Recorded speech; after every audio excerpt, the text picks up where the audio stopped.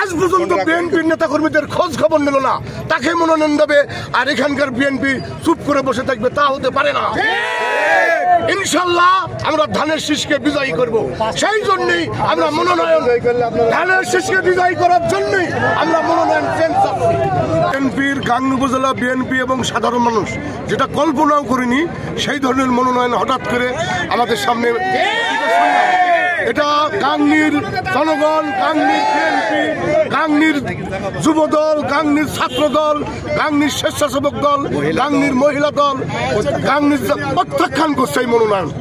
আমার বিশ্বাস এই ফ্যাসিস্ট আমলে যে যার নেতৃত্বে বিএনপি সংগঠিত ছিল, সুসংগঠিত ছিল এবং ফ্যাসিস্ট হাসিনা বিরোধী যে আন্দোলন সংগ্রাম হয়েছে এবং যত মানুষ নির্যাতিত হয়েছে, প্রত্যেকটা মানুষকে বুক দিয়ে আগলে রেখেছিল যে জননেতা জাভেদ মাসুদ মিল্টন, তাকে বাদ দিয়ে যদি মনোনয়ন দেওয়া যায় তাহলে আমাদের এই সিটটা হারানোর সম্ভাবনা আছে। আমরা মনোনয়ন মানি না, মানব না, প্রত্যাশিত মনোনয়ন মানব না।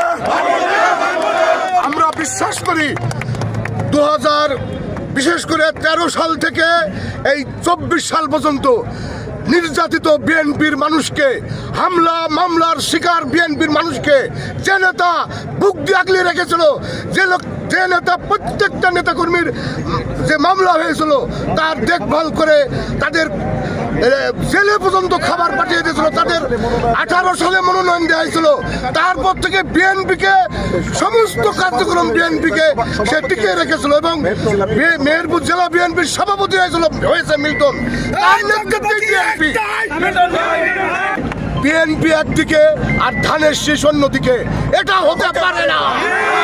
এটা গাংনীর জনগণ, গাংনীর বিএনপি মেনে নেবে না। আমরা যতদিন পর্যন্ত এই মনোনয়ন শেষ না হবে ইনশাল্লাহ রাস্তায় থাকবো। আমি মনোনয়ন